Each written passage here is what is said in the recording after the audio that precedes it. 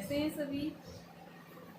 देखिए हमारे पास जो अभी टॉपिक चल रहा है हमारा रेसिस्टेंस का टॉपिक चल रहा है, जिसके अंदर हमने होम्स लॉ पढ़ा था। होम्स लॉ के क्वेश्चंस किए थे, न्यूमेरिकल्स किए थे। आज बेटा हम उसी के बारे में क्वेश्चन सोल्व करेंगे, ठीक है। फिर उसके बाद हम नेक्स्ट टॉपिक चलेंगे, 1 बाई 1 करेंगे, ठीक है। आप उनकी प्रैक्टिस करते रहिए।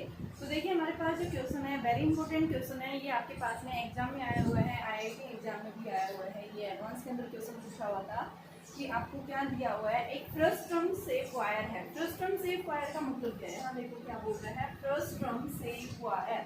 इस फ्रस्ट्रम सेफ वायर यानी कि ऐसा वायर जिसका क्या हो रहा है, क्या चेंज हो रहा है, एरिया चेंज हो रहा है, उसकी रेडियस क्या हो रही है, चेंज होती जा रही है। यहाँ पे देखो इसका एरिया क्या है, कम है, इसकी रेडियस कम है। यहाँ जैसे जैसे हम बढ़ रहे हैं वैल्यू क्या होती जा रही है, बढ़ती जा रही है। तो यानी हम क्या बता रहे हैं, हमारे पास में एक फ्रस्ट्रम सेफ एरिया का मतलब क्या है, यानी एक ऐसा वायर जिसका क्रॉस सेक्शन एरिया जो है उस वायर का क्या हो रहा है, चेंज हो रहा है। तो हमें क्या निकालना है, जब आपके पास में एक फ्रस्ट्रम सेफ वायर है और उस फ्रस्ट्रम सेफ वायर के कारण आपको क्या निकालना है, रेसिस्टेंस निकालना है। जब उसकी रेसिस्टिविटी क्या दी हुई है, कांस्टेंट दे रखी है, जो कितनी है, रो दे रखी है। और यहाँ दिया हुआ है कि इसके जो लेफ्ट फेस का जो एरिया है वो किसके इक्वल है, ए के इक्वल है। तो यहाँ से आपको निकालना क्या है बच्चों, रेसिस्टेंस निकालना है। तो देखो रेसिस्टेंस निकालने के लिए हमने क्या फॉर्मूला पढ़ा था, R is equal to rho L by A. तो रो क्या बता रहा है, कांस्टेंट है। तो भाई हमारे पास में क्या है, कैसे निकालेंगे इसके लिए, हमें क्या दे रखा है, इसका लेफ्ट फेस और राइट फेस दोनों पे क्या दे रखी, रेडियस दे रखी ए और बी। तो इसके लिए हम क्या करेंगे, हमें पता है कोई भी बॉडी जो मिलके बनती है, यानी किससे मिलके बनती है, स्मॉल एलिमेंट से मिलके बनती है, छोटे छोटे एलिमेंट से मिलके बनती है।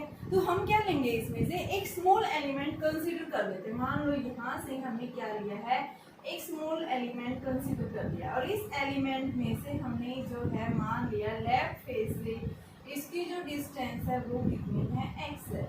जहाँ पे इस क्रॉस सेक्शन एरिया की जो थिकनेस है उस थिकनेस को हमने क्या मान लिया, क्या है, dx है। और इसकी जो रेडियस है उस रेडियस को हमने क्या मान लिया, r रेडियस मान लिया। क्या कंसीडर किया, देखो मैंने क्या लिया, सबसे पहले हम क्या लेंगे, इस तरह के जो भी क्वेश्चन है जिसके अंदर क्या हो रही है, वैल्यू चेंज होती जा रही है।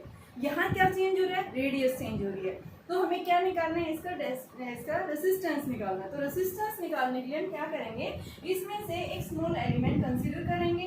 उस स्मॉल एलिमेंट की रेडियस हमने क्या मान रखी, r मान रखी है। और यहाँ से लेफ्ट फेस से यहाँ तक की डिस्टेंस हमने x मान रखी है। तो इसकी थिकनेस हम क्या ले रहे हैं, मान लो कितनी है, dx से बचा बेटा, इसकी थिकनेस dr है यहाँ, ठीक है। तो अब हमें निकालना क्या है, यानी इसकी थिकनेस कितनी है, इस एलिमेंट की dr जो है थिकनेस है। तो सबसे पहले हम लेंगे, let us consider a small element this of radius r and thickness is dr, ठीक है बेटा। अब देखिए यहाँ से आपके पास में यहाँ से इसके साथ एंगल क्या बना रहा है, ये थीटा एंगल बना रहा है। हमें निकालना क्या है, यहाँ से देखिए अगर हम एक स्मॉल एलिमेंट लेते हैं तो स्मॉल एलिमेंट के कारण रेजिस्टेंस हमारे पास क्या आएगा, dr आएगा। और ये क्या आ जाएगा, रो एल की जगह क्या आ जाएगा बेटा, आप यहाँ पे इसकी जगह क्या लिख देंगे, एल की जगह यहाँ पे x, आप डिस्टेंस x ले रखे इसकी, तो dx अपॉन में एरिया क्या हो जाएगा, पाई आर स्क्वायर दिया। वही इसकी थिकनेस जो है क्या है आपके पास में, dr है। तो हम यहाँ से इसकी वैल्यू पुट कर देंगे, जो है क्या वैल्यू रख देंगे, पाई आर स्क्वायर रख दो। बल्कि यहाँ से आप इसको, ये क्योंकि थिकनेस लेने की जरूरत नहीं है, एरिया आपके पास एक क्रॉस सेक्शन एरिया, तो पाई आर स्क्वायर रखेंगे। तो हमें क्या चाहिए, dx चाहिए। इस dx की वैल्यू यानी स्मॉल एलिमेंट की डिस्टेंस क्या है, तो उस डिस्टेंस को हम निकालेंगे कैसे। इसके लिए हमने क्या लिया यहाँ पे, जैसे हम क्या लेते हैं, स्लोप निकालते हैं कि यहाँ से यहाँ तक का स्लोप और यहाँ से यहाँ तक का स्लोप। आपके पास दो ट्रायंगल बन रही है, एक ट्रायंगल ये बन रही है, एक ट्रायंगल ये बन रही है। इसको हम क्या लिख सकते हैं, tan थीटा देखो क्या होता है, परपेंडिकुलर अपॉन में बेस। अब ये जो यहाँ से यहाँ तक की जो डिस्टेंस आएगी, भाई इसकी रेडियस क्या है, a है। अगर हमारे पास ये यहाँ से यहाँ तक कितनी है, a, तो हम क्या कर देंगे, इसको r माइनस a। ये टोटल यहाँ से यहाँ तक की डिस्टेंस क्या दे रखी है, आपको रेडियस r दे रखी है, यहाँ से यहाँ तक की है, इसके सेंटर से। तो इसको हम क्या लिखेंगे, यहाँ से यहाँ तक r माइनस ए। तो ये क्या हो जाएगा, यहाँ से ये यहाँ से यहाँ तक a है, इस टोटल से हम ले रहे हैं तो ये क्या आ जाएगा आपके पास में b माइनस ए आ जाएगा यहाँ से यहाँ तक। ठीक है, तो हम क्या लिखेंगे यहाँ से कि बाय यूजिंग द, यानी कि हमें क्या निकालना है, डिस्टेंस निकालनी है, x निकालना है। तो इस x की वैल्यू को निकालने के लिए हम क्या लिखते हैं बेटा, स्ट्रेट लाइन की इक्वेशन जो होती है y is equal to mx plus c, या फिर आप दोनों की स्लोप बराबर रखो। इसका स्लोप ले लो, देखो एक बड़ी वाली ट्राइंगल बन रही है इसके अंदर, ये वाली ट्राइंगल और एक छोटी वाली ट्राइंगल, इन दोनों का स्लोप निकालो। तो देखो बड़ी वाले के अंदर स्लोप क्या मिलेगा, परपेंडिकुलर अपॉन बेस। तो परपेंडिकुलर क्या है b माइनस ए, बेस क्या है l, और छोटी वाली क्या है परपेंडिकुलर अपॉन बेस। तो ये क्या आएगा r माइनस ए अपॉन में जो है डिस्टेंस x है। तो यहाँ से हमें निकालना क्या है, x निकालना है। तो इस x की वैल्यू को हम कैसे निकालेंगे, r minus A is equal to B minus A upon L into में x। अब r की वैल्यू जो है आपके पास यहाँ क्या निकाल रहे हैं, r निकाल रहे हैं। तो r की वैल्यू हम इसको क्या लिख सकते हैं, b minus A upon L, या x निकालना में तो यहाँ से आप पहले निकाल लो, x निकालो डायरेक्ट। तो ये देखो x आपके पास नीचे आ जाएगा, यहाँ से x इज इक्वल टू, ये हमारे पास वैल्यू आ जाएगी r माइनस ए इंटू में l अपॉन में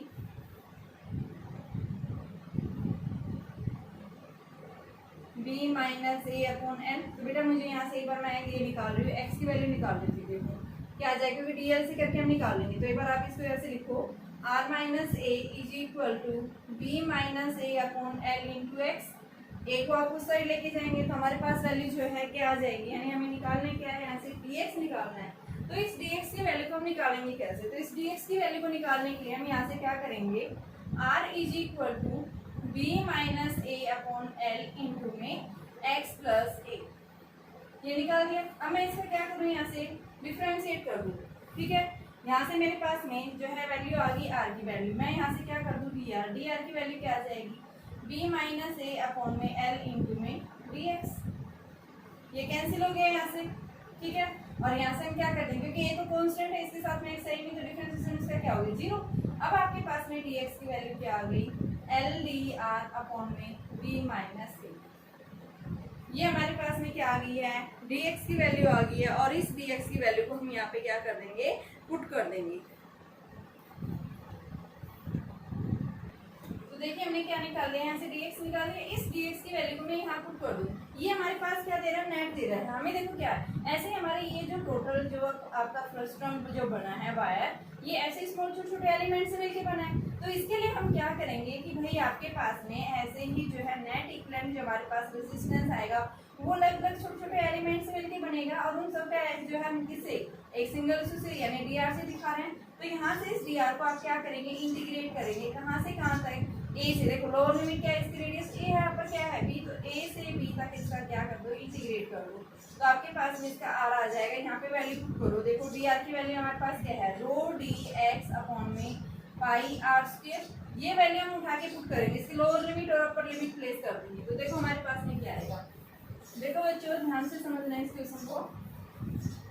तो ये आ जाएगा इसका dr की वैल्यू, यानी कि आपके पास टोटल निकालना है, तो इसकी वैल्यू लिमिट करेंगे। तो ये r is equal to r net दे रहा है ये, और यहाँ से हम रखेंगे रो कांस्टेंट है, dx की जगह पहले पुट करो l अपॉन बी माइनस ए dr, और अपॉन में r स्क्वायर।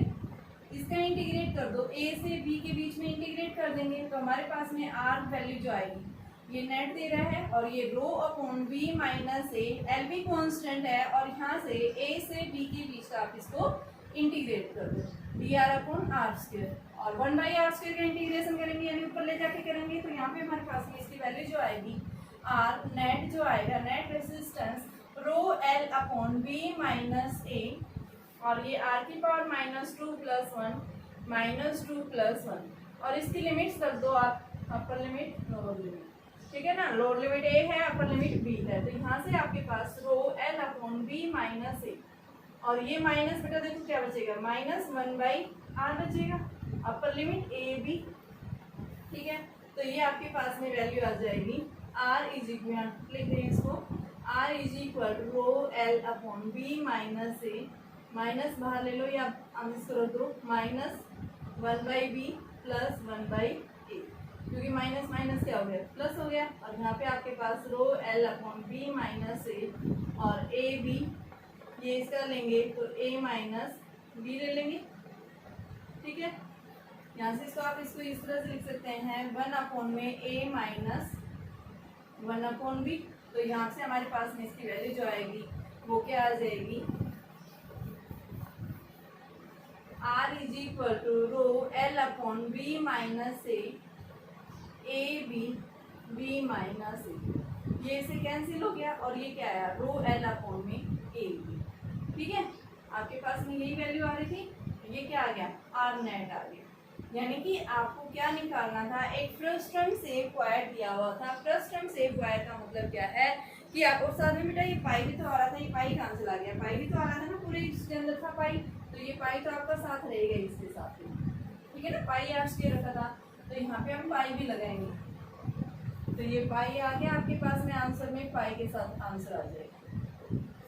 देखिए एक बार फिर से, आपके पास में क्या दिया हुआ है, एक फ्रस्टम सेव वायर दिया हुआ है। उस फ्रस्टम सेव वायर के कारण हमें क्या निकालना है, नेट रेजिस्टेंस निकालना है। जब उस फ्रस्टम सेव वायर का रेजिस्टेंस क्या दिया है, सॉरी रेसिस्टिविटी क्या दी हुई है, कांस्टेंट दी हुई है। ठीक है, आपको क्या ले याद, देखो इसके लिए मैंने क्या बताया, फ्रस्टम सेव वायर यानी किससे मिलकर बना है, छोटे छोटे स्मॉल एलिमेंट से मिलकर बना है। इसमें से अगर हम क्या ले लें, एक स्मॉल एलिमेंट ले लें जहाँ लेफ्ट फेस से यानी यहाँ से वो स्मॉल एलिमेंट की डिस्टेंस हमने क्या मान रखी है, x मान रखी है। उसकी रेडियस जो है, यानी जो स्मॉल एलिमेंट डिस्क जो हमने कंसीडर की थी उसकी रेडियस क्या है, r है, उसकी थिकनेस किसके इक्वल है, dr है, और यहाँ से यहाँ तक की डिस्टेंस बेटा x है। ठीक है, तो हमारे पास में देखो रेजिस्टेंस क्या होता है, r is equal to rho l/a। तो l आपके पास यहाँ से यहाँ तक की डिस्टेंस, तो डिस्टेंस हमने क्या है, स्मॉल एलिमेंट उसकी डिस्टेंस क्या होगी dx, और इसका एरिया क्या हो गया पाई आर स्क्वायर। तो अब हमारे पास dx नहीं दिया हुआ, तो उस dx को निकालने के लिए हम क्या करेंगे, देखो मैंने ये कॉन्सेप्ट अप्लाई किया है आपके पास में, एंगल वाला जो कॉन्सेप्ट होता है, theta is equal to l/r। तो हमने वही अप्लाई की, एंगल यहाँ पे जो एंगुलर आर्क लेगा वो क्या लेगा, सेम यहाँ से और इनके बीच में। तो ये भी आपके पास वही है और ये भी वही है, तो यहाँ पे स्लोप ज़्यादा बढ़ गया, यहाँ पे स्लोप कम होगा, लेकिन वैल्यू क्या आएगी, सेम आएगी। तो मैंने क्या रखा, स्लोप वाला कंडीशन अप्लाई कर दी, यानी कि tan थीटा की वैल्यू रख दी, perpendicular upon base b minus a upon में l ये रख दिया, और इसमें यहाँ से भी r माइनस a अपॉन में जो है x। तो यहाँ से हमारे पास ये वैल्यू आ गई।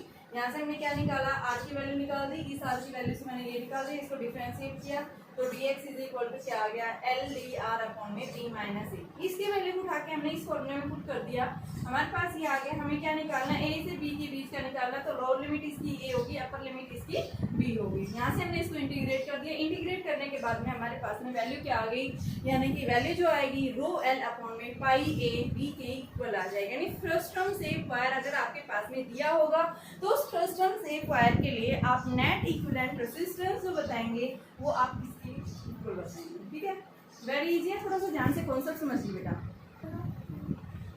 देखिए बेटा, दूसरा आपके पास में क्वेश्चन दिया हुआ है, एक सिलेंडर है, सिलेंडर की इनर रेडियस आपको r1 दी हुई है एंड आउटर रेडियस r2 दे रखी है, और इस सिलेंडर की जो लेंथ है यहाँ से यहाँ तक की कितनी लेंथ है, l लेंथ कितना है। रेसिस्टिविटी इस वायर की कितनी है, वो दी हुई है। क्या निकालना है, रेसिस्टेंस बताना है आपको, ये जो बीच का पोर्शन है। ठीक है, फाइंड द रेसिस्टेंस। अब इसकी इनर रेडियस आपकी r1 है, आउटर r2 है, लेंथ इसकी l है, रेसिस्टिविटी रो है, फाइंड द रेसिस्टेंस। कैसे निकालेंगे, देखिए सिमिलर उसी टाइप का क्वेश्चन है इसके अंदर में। इसके लिए भी हम क्या करेंगे, एक स्मॉल सेगमेंट कंसीडर करेंगे। हम एक क्या लेंगे, इनके बीच का एक स्मॉल जो है सिलेंडर कंसीडर करेंगे, जहाँ उस सिलेंडर की जो रेडियस है वो स्मॉल r कंसीडर करेंगे, और इसकी जो थिकनेस है स्मॉलर की वो कितनी मान ली, dr। यानी हम क्या लेंगे, इसमें से एक स्मॉल सिलेंडर, हमने एक सिलेंडर कंसीडर किया जो इनके बीच में लाई कर रही है, उसकी जो रेडियस है वो कितनी है r, और इसकी जो थिकनेस है इस सिलेंडर की वो कितनी है बेटा, dr। ठीक है, तो हमें इस सिलेंडर, यानी हम क्या करेंगे इसके लिए, small element, let a small element cylinder having radius r and thickness d। ऐसे ही हमारे पास ये सिलेंडर किससे मिलकर बनाया है, छोटे छोटे एलिमेंट से मिलकर बनाया है। ठीक है, तो इसी तरह से हमने क्या लिया, एक स्मॉल एलिमेंट कंसीडर किया, उस स्मॉल एलिमेंट की रेडियस जो हमने क्या मानी है, r मानी है, यानी इस तरह का हमारे पास में क्या बनेगा, ये सिलेंडर बनेगा। ठीक है, जिसकी लेंथ है ये, इसकी थिकनेस हमने क्या ले रखी है, डी आर की इक्वल ले रखी है इसकी थिकनेस, ठीक है। तो इसके लिए हमें क्या निकालना है, स्मॉल एलिमेंट के लिए जब भी हम कंसीडर करते हैं तो हमारे पास में बेटा यहाँ पे जो रेसिस्टेंस आएगा स्मॉल एलिमेंट के कारण क्या आएगा, स्मॉल आएगा। यहाँ पे क्या आएगा, रो एल बाई ए होता है, यहाँ लेंथ की जगह क्या हो जाएगी, उसकी थिकनेस की इक्वल है क्योंकि सिलेंडर है, अपन में एरिया किसके इक्वल है, पाई आर। देखो आपके पास में जो सिलेंडर का जो एरिया होता है वो किसके इक्वल होता है बेटा, 2 पाई आर एल। तो सरफेस एरिया इक्वल है, तो ये आपके पास में 2 पाई आर एल आ गया, ठीक है। यहाँ एक्स की जगह आप क्या लेंगे, डी आर लेंगे, ठीक है। अब हमें निकालना क्या है, यहाँ से इसका नेट रेजिस्टेंस निकालना है। देखो हमने क्या बताया, आपका जो ये सिलेंडर है ये किससे मिलके बना है, छोटे छोटे एलिमेंट से मिलके बना है, और हमें क्या करना है, इनर से आउटर के बीच का नेट क्या निकालना है, रेजिस्टेंस निकालना है। इसको हम क्या कर देंगे, इंटीग्रेट कर देंगे। इंटीग्रेट करने के लिए हम क्या बताएंगे भाई, ये हमें क्या देगा, नेट देगा। आप क्या लिखेंगे, D R one first small element, यानी ऐसे छोटे छोटे एलिमेंट्स, तो डी आर टू प्लस में डैश डैश, तो ये डी आर हमें क्या देगा, इनका नेट रेजिस्टेंस देगा। तो इसको हम इंटीग्रेट कर देंगे, तो ये आपके पास में डी आर की वैल्यू कहाँ से, R1 से R2, इनर एरिया R1 है, आउटर कितनी है, R2 है, तो ये आपके पास में इसकी वैल्यू क्या है, रो डी आर अपॉन में 2 पाई आर एल, और यहाँ से R1 से R2 क्या दे देगा, ये R दे देगा नेट। तो यहाँ से हमारे पास में rho upon 2 pi L constant, और ये डी आर अपॉन में R, इसका आप इंटीग्रेट कर देंगे R1 से R2। आपके पास 1/x dx क्या होता है, log x होता है, तो हमारे पास में इसकी वैल्यू क्या बन जाएगी, रो अपॉन में 2 pi L log of r, R1 से R2। तो ये बेटा आपके पास में r की वैल्यू जो आएगी वो किसके इक्वल आ गई, rho upon 2 pi L log of R2 by R1। ये हमारे पास में क्या आ गया, नेट रेजिस्टेंस आ जाएगा कि आपके पास में इसके कारण वैल्यू जो आएगी वो किसके इक्वल आएगी, rho upon 2 pi L upon log R2 by R1 की फॉर्म। देखिए बेटा अभी नेक्स्ट टॉपिक आता है हमारे पास में कि टेम्परेचर का क्या इफेक्ट पड़ेगा रेजिस्टेंस के ऊपर। देखो हमने डेरिवेशन की थी, ड्रिफ्ट वेलोसिटी का फॉर्मूला पढ़ा था हमने रिलेशन देखा था, क्या रिलेशन होता है ड्रिफ्ट वेलोसिटी इलेक्ट्रिक फील्ड के साथ में। उसके बाद हमने करंट डेंसिटी देखी थी, हमने जो है वेरियस यानी कि मैंने पीछे ड्राइव करवाई थी। अभी जो है नेक्स्ट टॉपिक इसी के ऊपर आपके पास 1 मार्क्स के अंदर क्वेश्चंस पूछे जा सकते हैं। बेटा टेम्परेचर का जो है कंडक्टर्स या मेटल्स पे क्या इफेक्ट पड़ता है, आपका सेमी कंडक्टर्स के ऊपर क्या इफेक्ट पड़ता है, ठीक है, इंसुलेटर्स के ऊपर क्या इफेक्ट पड़ता है। टेम्परेचर अगर आप क्या कर रहे हैं, इंक्रीज कर रहे हैं, डिक्रीज कर रहे हैं, तो बताइए क्या इफेक्ट पड़ेगा। तो ध्यान से देखना है। यहाँ से आप क्या देख रहे हैं, देखो रेजिस्टेंस का जो फॉर्मूला पढ़ा था वो हमने क्या पढ़ा था, ml upon ne square tau a। अब हमने क्या बताया था कि जो रेजिस्टेंस किसी भी कंडक्टर का जो रेजिस्टेंस है वो किसके ऊपर डिपेंड करता है, उसके जंक्शंस के ऊपर, लेंथ एरिया के ऊपर डिपेंड करता है, साथ में n के ऊपर, n क्या है, number density of the electrons है, ठीक है। आपके पास टाउ क्या है, रिलैक्सेशन टाइम। तो मेनली तो जो हम बता रहे हैं यहाँ से, जैसे ही हम क्या कर रहे हैं, किसी भी कंडक्टर के अप्रोच जैसे ही हम टेम्परेचर की वैल्यू को इंक्रीज कर देते हैं, तो टेम्परेचर को इंक्रीज करते ही क्या करेंगे, नंबर ऑफ इलेक्ट्रॉन्स उतना ही तेजी से मूवमेंट करना शुरू कर देते हैं, ठीक है। कि क्या करेंगे, क्योंकि मेटल के अंदर हमने क्या पढ़ा है, इलेक्ट्रॉन्स होते हैं वो कैसे होते हैं, लूजली बाउंड होते हैं।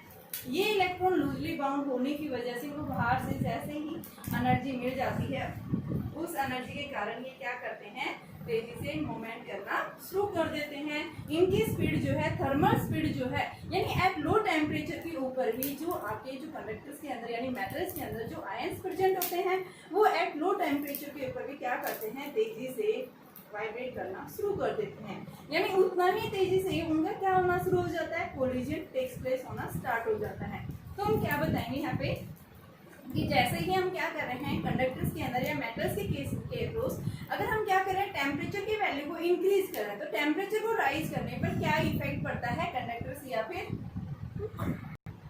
तो यहाँ पे बेटा हम क्या बता रहे हैं, जैसे ही हम किसी भी कंडक्टर के अप्रोच टेम्परेचर की वैल्यू को इंक्रीज यानी टेम्परेचर इंक्रीज किया, टेम्परेचर इंक्रीज करते थर्मल स्पीड जो है क्या हो जाएगी, thermal speed of electrons will be increase, ठीक है। ये जो एरो का सिंबल जा रहा है ये इंक्रीज है, ऊपर की तरफ जा रहा है इंक्रीज, नीचे जाएगा तो डिक्रीज। तो यहाँ से देखिए अगर ये थर्मल स्पीड इनकी बढ़ रही है, टेम्परेचर आपने पढ़ा था 11वीं क्लास में पढ़ा था काइनेटिक थ्योरी ऑफ गैसेस के अंदर, अगर हम क्या करते हैं गैस मॉलिक्यूल्स के अप्रोच क्या करते हैं, टेम्परेचर को बढ़ाते हैं, काइनेटिक एनर्जी उनकी क्या बढ़ जाती है, इंक्रीज हो जाती है, ठीक है। काइनेटिक एनर्जी आपने पढ़ा था, यानी कि 3/2 kBT।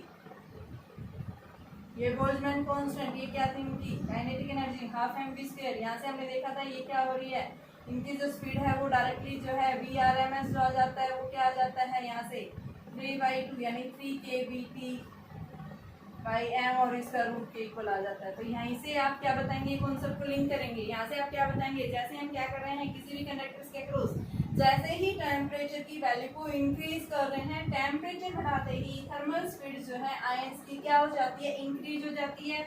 और जैसे ही इनकी स्पीड इंक्रीज होगी, रिलैक्सेशन टाइम क्या हो जाएगा, डिक्रीज हो जाएगा। देन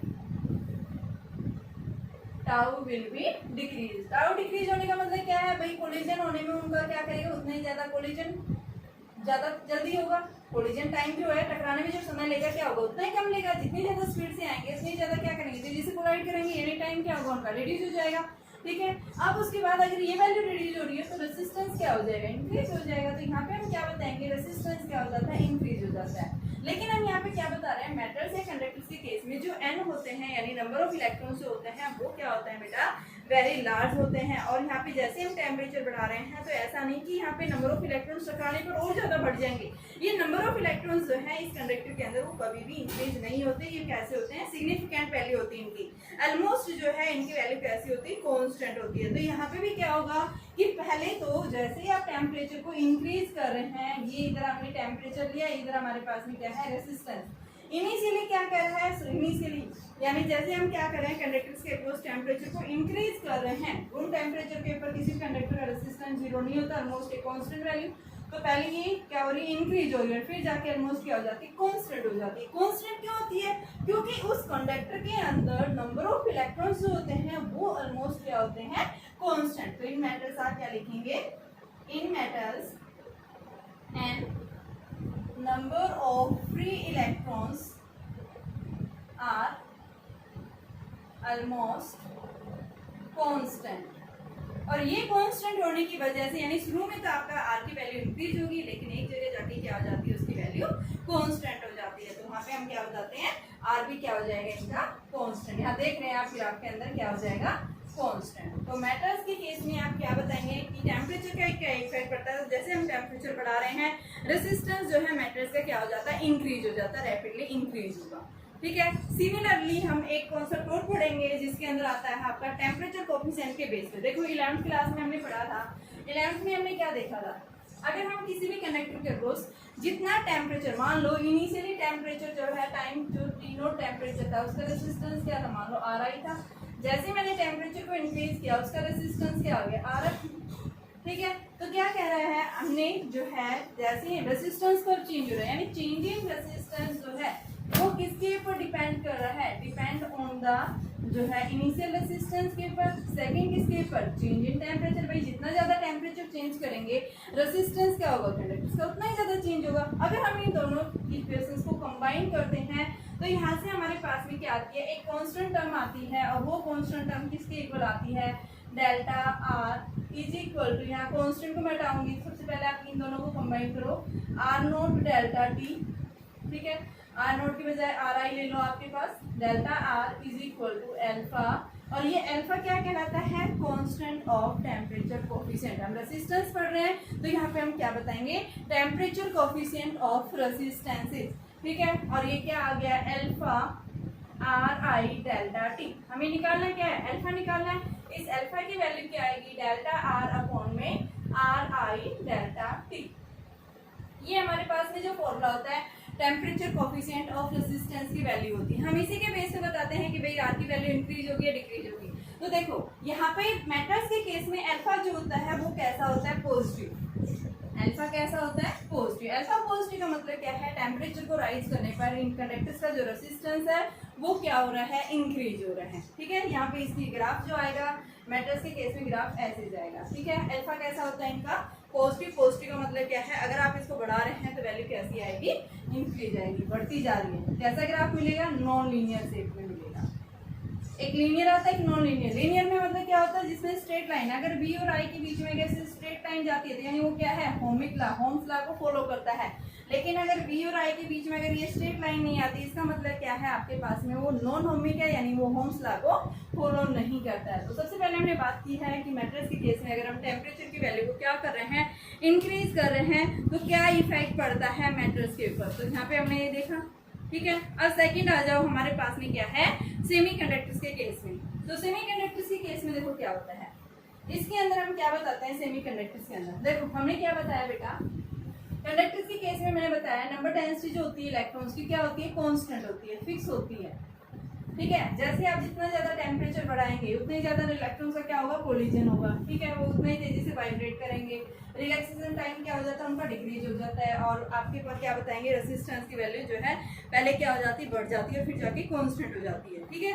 लेकिन यहाँ पे इस केस के अंदर देखो सेमीकंडक्टर्स के केस में क्या होता है, इन केस ऑफ सेमीकंडक्टर्स, आपने 11th क्लास में केमिस्ट्री के अंदर सेमीकंडक्टर्स के बारे में अच्छे से फेमिलियर होंगे आप पहले, ठीक है। सबसे पहले सेमीकंडक्टर्स होते क्या हैं, सेमीकंडक्टर्स यानी कि ऐसे मटेरियल होते हैं जिनकी कंडक्टिविटी और रेसिस्टिविटी मेटल्स और इंसुलेटर्स के बीच की लाई करती है, तो उनको हम क्या बोलते हैं, क्या है वो आपके पास में क्या है, सेमीकंडक्टर्स। ना ही इनकी रेसिस्टिविटी हाई होती है, ना ही कंडक्टिविटी, इनके बीच की मीडियम रहती है, ठीक है। हम बात कर रहे हैं यहाँ पे सेमीकंडक्टर्स के अंदर जो है, हम दो टाइप्स के सेमीकंडक्टर बताते हैं, इंट्रिंसिक और एक्सट्रिंसिक, ठीक है। एक्सट्रिंसिक के अंदर हम क्या करते हैं, बाहर से इम्प्योरिटी ऐड कर देते हैं, और इंट्रिंसिक जो होते हैं वो प्योर सेमीकंडक्टर होते हैं, उनके अंदर हम बाहर से कोई इम्प्योरिटी ऐड नहीं करते हैं, ठीक है। आपके पास जैसे सिलिकॉन है, जर्मेनियम है, ये सब क्या है हमारे पास में, इंट्रिंसिक सेमीकंडक्टर होते हैं। तो यहाँ पे देखिए आपके पास में जो इंट्रिंसिक होते हैं, जैसे मान लो मैंने सिलिकॉन कर लिया, तो सिलिकॉन जो है क्या है, ये टेट्राकोवैलेंट बॉन्ड बनाता है, ये किसी नेबरिंग एटम, ये सिलिकॉन है, इधर से ये सिलिकॉन है, यहाँ से ये सिलिकॉन है, ये क्या बना रहा है, अपने नेबरिंग एटम के साथ में एक कोवैलेंट बॉन्ड फॉर्म कर रहा है इस तरह से। तो जैसे ही हम क्या करते हैं, बाहर से कुछ इम्प्योरिटी ऐड कर देते हैं, मान लो आपके पास हम क्या करते हैं, अगर पीरियोडिक टेबल की 15th टेबल की इम्प्योरिटी ऐड करते हैं, तो ये हमारे पास में क्या एन टाइप सेमीकंडक्टर फॉर्म करता है। अगर हम पीरियोडिक टेबल की 30th ग्रुप के एलिमेंट्स इसके अंदर ऐड कर देते हैं, तो ये क्या बन जाता है, पी टाइप सेमीकंडक्टर फॉर्म हो जाता है। तो यहाँ पे हम क्या करते हैं, जब भी इसको अंदर बाहर से इम्प्योरिटी ऐड करते हैं, तो क्या हो जाता है, यहाँ पे इनके बीच का बॉन्ड टूट जाता है, और बॉन्ड टूटते ही यहाँ पे नंबर ऑफ जो आयंस है, चार्ज कैरियर्स है, उनकी संख्या क्या हो जाती है, बढ़ जाती है।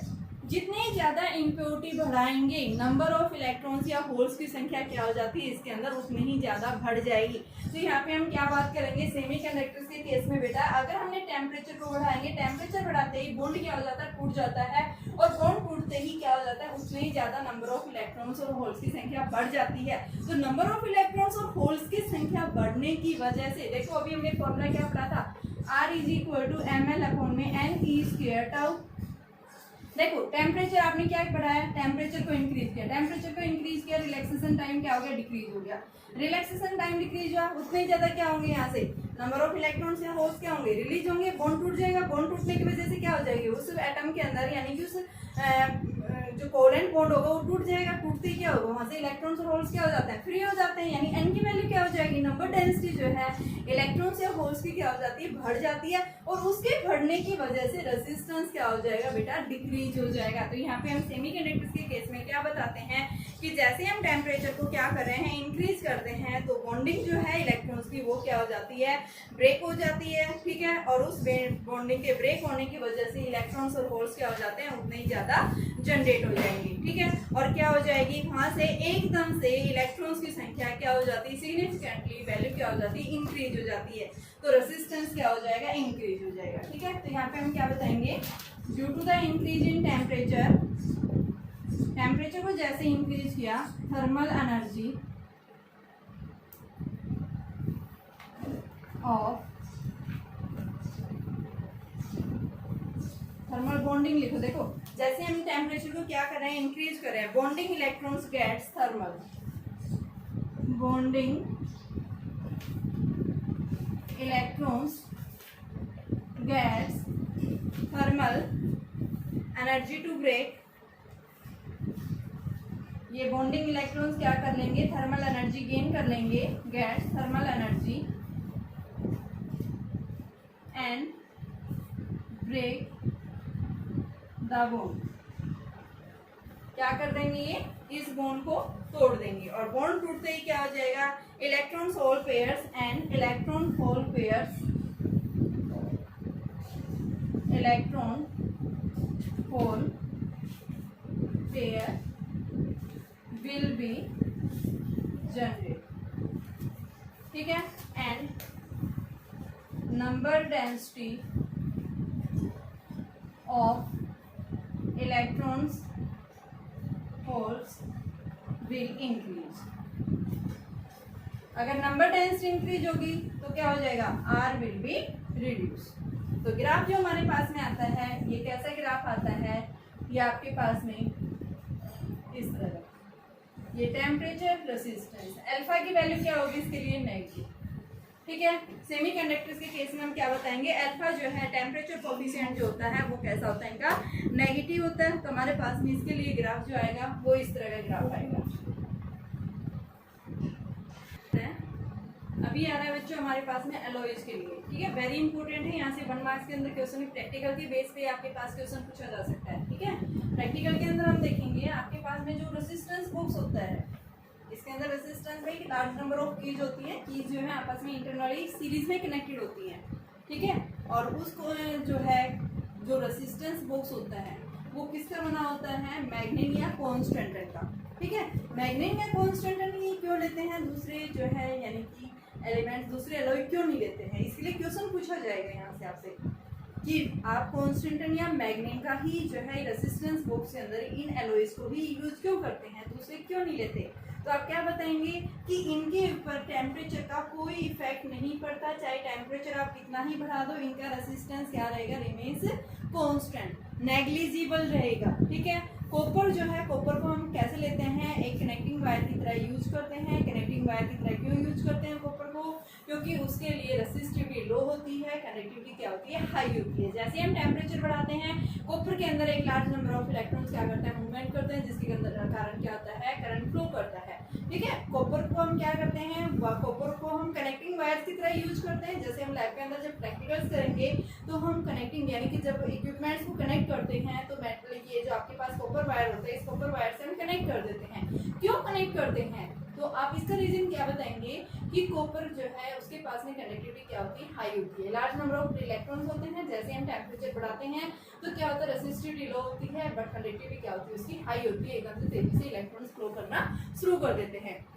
यहाँ पे भी क्या है, सिमिलर इसी तरह से हम बताएंगे अलॉयज के लिए जो अल्फा जो है ये क्या होता है, नेग्लिजिबल, यानी अल्फा की value, alpha is very very small, very very small, बहुत स्मॉल होती है अल्फा की वैल्यू। तो अल्फा स्मॉल होने की वजह से टेम्परेचर का इन एलॉयज के ऊपर कोई इफेक्ट नहीं पड़ता। अगर आप इन एलॉयज के अक्रॉस यानी हम रेजिस्टेंस बॉक्स के अक्रॉस अगर क्या कर देते हैं, टेम्परेचर की वैल्यू को इंक्रीज कर देते हैं, तो बेटा हम क्या बताएंगे, टेम्परेचर बढ़ाते ही क्या होगा, इनका जो रेजिस्टेंस रहेगा वो रिमेज क्या रहेगा, सेम रहेगा, उसके ऊपर कोई इफेक्ट नहीं पड़ेगा, ठीक है। तो आप क्या बताएंगे कि आपके पास में कॉन्स्टेंट या जो मैग्नेट होते हैं ये क्या है, यानी कि मैग्नेट ये कलॉय है, किससे मिलकर बना है, मैग्नीज प्लस कॉपर प्लस निकल। ये 12% मैग्नीज, 84% कॉपर और 4% ये क्या है, निकल आपका, ठीक है। दूसरा क्या है, कॉन्स्टेंट। कॉन्स्टेंट में हम क्या बताएंगे, किस का मिक्सर है, ये कॉपर और निकल का है, ठीक है। अब आप क्या बताएंगे कि अलॉयज को हम जब भी क्या करते हैं, रेसिस्टेंस बॉक्स या फिर हम जो भी प्रैक्टिकल जो भी हम डिवाइसेस यूज करते हैं लैब इक्विपमेंट्स के अंदर, तो हम क्या बताएंगे कि कांस्टेंट या मैग्नेट का ही क्यों यूज करते हैं रेसिस्टेंस बॉक्स के अंदर जो यूज कर रहे हैं। तो उसका रीजन आप क्या बताएंगे कि इनके लिए टेम्परेचर कोफिशिएंट की वैल्यू जो होती है वो क्या होती है, वेरी स्मॉल होती है, रेसिस्टिविटी इनकी वेरी स्मॉल होती है। तो टेम्परेचर आप बढ़ाएंगे तो इनके रेसिस्टेंस के ऊपर इफेक्ट जो आएगा वो कैसा रहेगा, नेग्लिजिबल रहेगा, यानी इनके ऊपर कोई इफेक्ट नहीं पड़ता, ठीक है। तो यहाँ पे अगर ये फर्दर बता रहा है कि अगर आप रेसिस्टेंस की वैल्यू को क्या कर रहे हैं, इंक्रीज, यानी टेम्परेचर की वैल्यू को इंक्रीज कर रहे हैं, रिलैक्सेशन टाइम क्या हो जाता है, डिक्रीज हो जाता है, लेकिन एन की वैल्यू क्या होती है, बढ़ती है, फिर भी क्या रहता है इसके अंदर, टाइम ये जो है रेसिस्टेंस जो है इनका हमेशा कांस्टेंट रहेगा, ठीक है। रेसिस्टिविटी भी सेम रहेगी और आर की वैल्यू भी। तो टेम्परेचर को इंक्रीज किया, रिलैक्सेशन टाइम क्या हुआ, डिक्रीज हुआ, रिलैक्सेशन टाइम डिक्रीज हुआ तो एन की वैल्यू क्या हो जाएगी, बढ़ जाती है, ठीक है। लेकिन बट आर रिमेन्स कांस्टेंट। क्यों? क्योंकि अल्फा कैसा है इनका? कांस्टेंट है, ये वेरी स्मॉल है। ठीक है, तो इस वजह से इसकी वैल्यू में से क्या हो जाएगी? इंक्रीज हो जाएगी। देखो बेटा हमें क्या निकालना है? Temperature coefficient of resistance and resistivity के लिए फॉर्मूला देखना है। Temperature coefficient of resistance and resistivity, तो देखिए कैसे निकालेंगे। सबसे पहले मैंने बताया था किसी भी कंडक्टर को अगर हम क्या कर रहे हैं, टेम्परेचर अप्लाई कर रहे हैं, इनिशियली मान लो रूम टेम्परेचर के ऊपर इस कंडक्टर का रेजिस्टेंस क्या है? आर आई इनिशियल रेजिस्टेंस है एट ए इनिशियल रूम टेम्परेचर के ऊपर। जैसे ही फिर हमने क्या किया? टेम्परेचर को इंक्रीज कर दिया। ये टेम्परेचर को इंक्रीज करते इसका रेजिस्टेंस कितना हो गया? आर। तो अभी मैंने थोड़ी देर पहले बताया था कि चेंज इन रेजिस्टेंस जो है किसके ऊपर डिपेंड कर रहा है? ओरिजिनल टेम्परेचर यानी कि ओरिजिनल रेजिस्टेंस के ऊपर। सेकंड किसके ऊपर डिपेंड कर रहा है? Change in temperature. कि फाइनल टेम्परेचर कितना है, इनिशियल क्या था, दोनों का डिफरेंस ले लेंगे, क्या देगा वो? Change in temperature. दोनों को हम कंबाइन करते हैं, हमारे पास इक्वेशन जो आएगी क्या आएगी? Are I delta T. Proportional को हटाएंगे, इसकी जगह क्या आएगा? एक कांस्टेंट। इस कांस्टेंट को हम क्या बोलते हैं? Coefficient of a temperature coefficient. तो यहाँ से इस अल्फा की वैल्यू जो आएगी बेटा वो क्या आ जाएगी? डेल्टा आर अपॉन में are I delta T. Are आई का मतलब क्या? Initial resistance. ठीक है, तो ये हमारे पास में फॉर्मूला आ गया। डेल्टा आर क्या है यहाँ पे? यहाँ पे आर एफ माइनस आर आई, और डेल्टा टी क्या है? T minus T naught. तो यहाँ से जैसे आप इनकी वैल्यू रखते हैं तो हमारे पास एक तो फॉर्मूला ये आ जाएगा, डेल्टा आर की जगह आप रखो R F minus R I is equal to alpha R I T minus T naught. तो आर एफ यानी टी टेम्परेचर के ऊपर रेजिस्टेंस पूछता है तो क्या आ जाएगा? आर आई प्लस में alpha R I T minus T naught. R I यहाँ से कांस्टेंट ले लिया यानी बाहर कॉमन ले लिया, 1 plus alpha T minus T. ये हमारे पास में फाइनल रेजिस्टेंस आ जाता है टी टेम्परेचर के ऊपर, जब हम क्या कर रहे हैं? टेम्परेचर को हीट कर रहे हैं उसके लिए। सिमिलर हमें किसके लिए निकालना है? ये तो मैंने रेजिस्टेंस के लिए फॉर्मूला बताया था। सिमिलर आप किसके लिए लेंगे? रेसिस्टिविटी, क्योंकि आपने देखा था आर इज इक्वल टू क्या होता है? रो एल बाई ए। अगर हमने इस कंडक्टर की लेंथ और क्रॉस सेक्शन एरिया क्या ले लिया? यूनिटी ले लिया, तो उस केस में आर जो है किसके इक्वल हो जाता है? रेसिस्टिविटी के इक्वल हो जाएगा। तो यहाँ पे आपके पास सिमिलर जो रेसिस्टिविटी के लिए जो फॉर्मूला आएगा वो भी क्या आएगा बेटा? Rho is equal to rho naught ले लो उस इनिशियल को, 1 plus alpha T minus T. ये हमारे पास रेसिस्टिविटी का फॉर्मूला है। ठीक है, इनके ऊपर क्वेश्चंस पूछे जाते हैं, इन्हीं न्यूमेरिकल्स करेंगे इन्हीं के ऊपर। पहले मैं एक बार इनको जो है ये बता देती हूँ, अल्फा किसके लिए नेगेटिव, पॉजिटिव और कांस्टेंट किसके लिए होता है। देखिए हम सबसे पहले मैंने अभी बताया था, वैसे कंडक्टर्स या मेटल्स के केस में अल्फा क्या होता है? इन केस ऑफ मेटल्स में टेम्परेचर को इंक्रीज कर रहा है, रेजिस्टेंस बढ़ रहा है, रेजिस्टेंस बढ़ रहा है यानी अल्फा कैसा होगा? पॉजिटिव। ठीक है, सेकंड केस मैंने क्या बताया था? सेमीकंडक्टर्स के केस में अल्फा हमने कैसा बताया? नेगेटिव। नेगेटिव है इसका मतलब रेजिस्टेंस क्या हो रहा है? डिक्रीज हो रहा है इसके अंदर एन की वैल्यू बढ़ने की वजह से। तीसरा हमने क्या पढ़ा है? अलॉयज के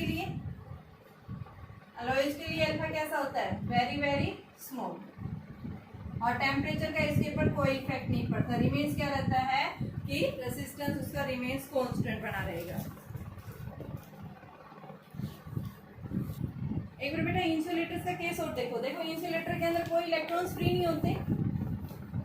इंसुलेटर्स के अंदर कोई इलेक्ट्रॉन्स फ्री नहीं होते। ठीक है, क्या होते हैं? टाइटली बाउंड होते हैं। उनकी रेसिस्टिविटी क्या होती है? हाई होती है, और वो करंट को कभी भी कंडक्ट नहीं करती। रेसिस्टिविटी क्या होती है इनकी? हाई। कंडक्टिविटी क्या होगी इनकी? लो। ठीक है, और नेक्स्ट हम क्या बताएंगे? तो इनके अंदर करंट का जो है कंडक्ट नहीं होता। ठीक है, इंसुलेटर्स के अंदर। क्यों? क्योंकि इनके अंदर क्या है? टाइटली बाउंड होते हैं। ठीक है, अब आता है नेक्स्ट सुपर कंडक्टर्स क्या होते हैं। सुपर कंडक्टर्स देखिए, सुपर कंडक्टर्स यानी कि ऐसे कंडक्टर जिनका रेजिस्टेंस क्या हो जाता है? जीरो हो जाता है एक पर्टिकुलर टेम्परेचर के ऊपर। जिस पर्टिकुलर टेम्परेचर के ऊपर कंडक्टर्स का रेजिस्टेंस जीरो हो जाता है तो उस पर्टिकुलर टेम्परेचर को हम क्या बोलते हैं? क्या है वो? क्रिटिकल टेम्परेचर या फिर ट्रांजिशन टेम्परेचर। ठीक है, तो यहाँ पे हम क्या बताएंगे कि ऐसे कंडक्टर्स, ऐसे मटेरियल जिनकी रेसिस्टिविटी या फिर रेजिस्टेंस जो है सडनली एकदम से क्या हो जाती है? जीरो हो जाती है एट ए पर्टिकुलर टेम्परेचर के ऊपर, तो जो पर्टिकुलर टेम्परेचर अप्लाई किया गया है उस पर्टिकुलर टेम्परेचर के ऊपर उन कंडक्टर्स का जो है रेसिस्टेंस या फिर रेसिस्टिविटी क्या हो जाती है, जीरो हो जाती है। तो उस टेम्परेचर को हम क्या बोलेंगे, क्या है वो, क्या है बेटा, सुपर कंडक्टर्स। ठीक है, जैसे हम बताते हैं मरकरी के केस में ऐसा होता है, सुपर कंडक्टर्स। एग्जाम्पल हम बता सकते हैं मरकरी के केस में 4.1 केल्विन के ऊपर एकदम से टेम्परेचर क्या हो जाता है, इनका रेसिस्टेंस एकदम से लो हो जाता है। ठीक है, तो ये रेसिस्टेंस या रेसिस्टिविटी के बीच में क्या है, ग्राफ है, इसके साथ में टेम्परेचर, और ये जिस टेम्परेचर के ऊपर क्या हो जाता है, रेसिस्टेंस जीरो या रेसिस्टिविटी जीरो, उस टेम्परेचर को हम क्या बोलते हैं, क्या है वो, क्रिटिकल टेम्परेचर या फिर ट्रांजिशन टेम्परेचर भी बोलते हैं। तो सुपर कंडक्टर्स क्या होते हैं, तो सुपर कंडक्टर्स आप क्या बताएंगे, ये ऐसे मटेरियल्स होते हैं जिनकी रेसिस्टिविटी सडनली क्या हो जाती है, या इनकी जो रेसिस्टेंस जो है वो क्या हो जाता है, एट ए सर्टेन टेम्परेचर के ऊपर जीरो हो जाता है, तो उसको हम क्या बोलते हैं, सुपर कंडक्टर्स। ठीक है, और जिस टेम्परेचर के ऊपर जीरो हो जाता है उसको हम क्या बोलते हैं, क्रिटिकल टेम्परेचर बोलेंगे उसको।